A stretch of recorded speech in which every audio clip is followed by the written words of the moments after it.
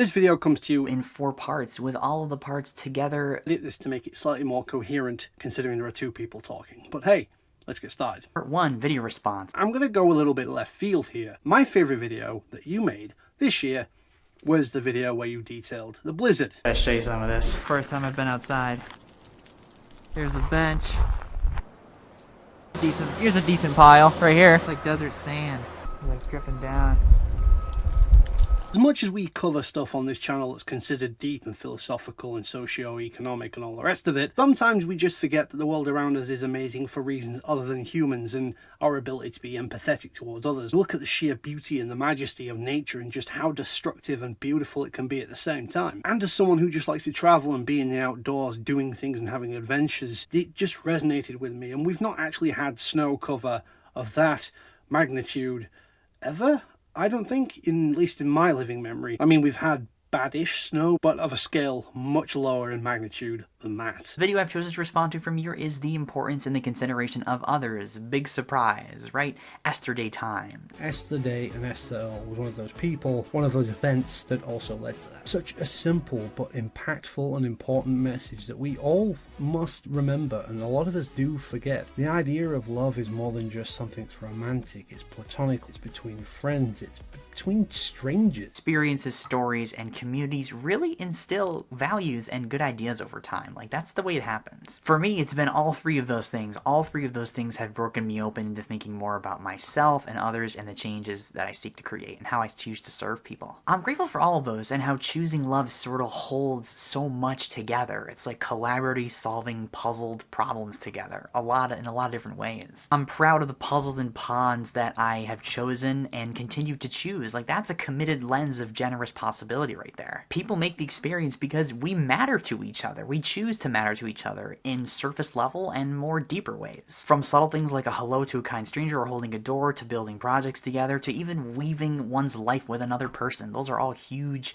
and small things. Those actions add up and weave change. It's not the years in your life, it's the life in your years. And I always think about that when I think about Esther Earl too. Part 2, favorite event documented this year. Alright, unless something incredibly amazing happens in the next few days of this year, my favorite event next to the blizzard that happened that I've documented was my hiking trip in Vermont with my stepmom and my dad and my brother.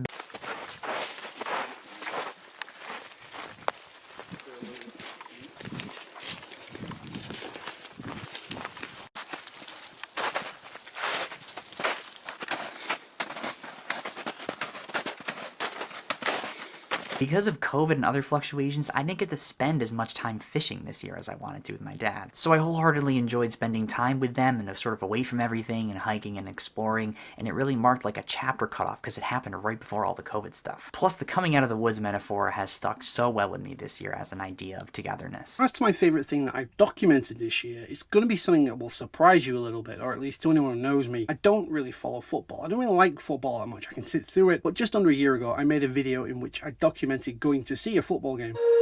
When you feel it's hopeless, when you think that you lost, oh, I will take your hand and we'll rise up from the dust. And we follow the path that we believe in. No, we're not gonna stop until we reach it. Oh, all you need to know is that we're holding on. We rise up from the dust and claim our throne. And it's something that I wouldn't normally be caught dead doing, especially travelling 2.5 hours and changing shifts at work to go do it. But a friend had a ticket and it seemed like an interesting idea. And I was really stuck for a video idea that week, so it really helped too. Why I've chosen this as the thing I've documented to be my favourite is because it was just so different. And out of all the things I've ever done, that is something I've never made a video about before. I would have chosen the time I went to see my friends down in Hereford before stuff really got bad here back in October, but I didn't really document much of that on camera as much as I wanted to. It didn't feel right doing it at the time. So we're going to go with football, or soccer, depending on what you want to call it. But the one thing that stood out to me this year would be that trip to Hereford, because it sounds like, again, a really mundane thing that I've done plenty of times before, but the fact I've still managed to go there twice without risking anything and seeing a bunch of my friends from different places in a year where we felt like we haven't really done anything or been able to accomplish anything because we've all been stuck at home talking to each other through lenses. So the fact we managed to make it work is something that will stick with me this year as one of the highlights, because I just got to see people, and it's going to be a while before I'm going to see them again, I would imagine. Let's face it, I wouldn't be much of a community manager unless I actually did the whole community and interaction thing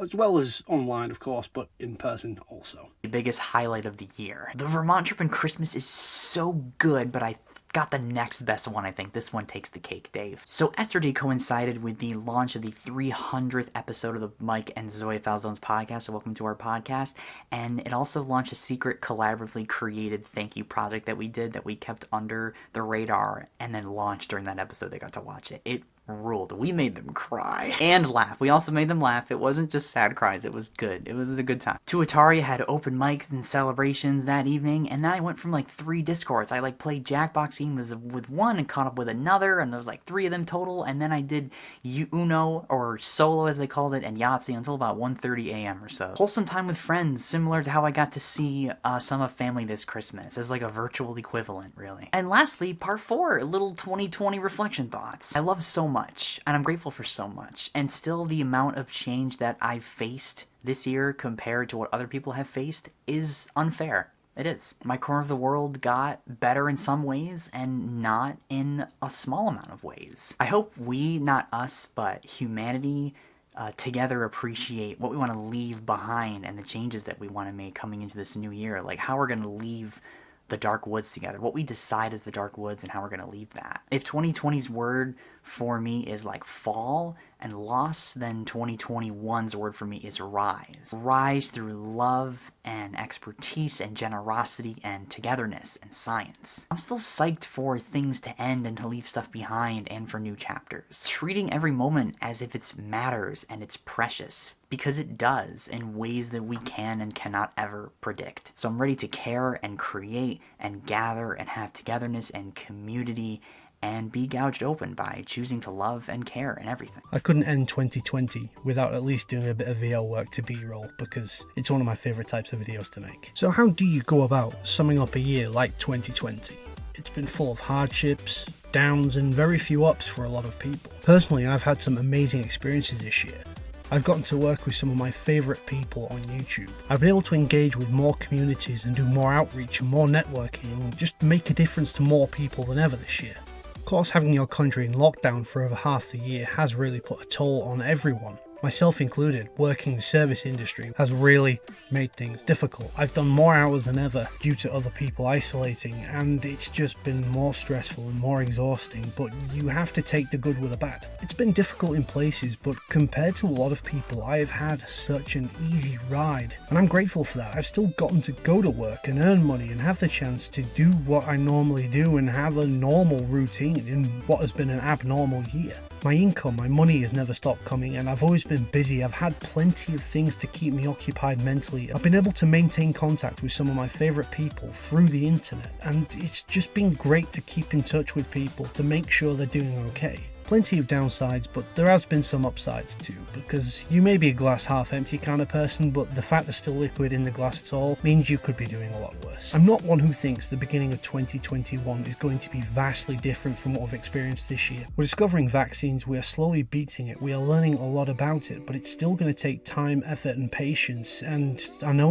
a lot of people's patience is running out, but we just have to persevere, because that is how we're going to have a brighter future, by working together, thinking about each other, and seeing it through to the end. So that's it, Matt. 2020 out the way. By the time your next video goes up, it'll be your first video, our first video on the channel for 2021. For the last time, have a great Dave. Happy New Year's Eve, Dave.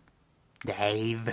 Keep mattering. Matt, we'll see you on Monday. Happy New Year's Eve, Dave. You'll see me next year. And thanks for an interesting 2020 through a lens.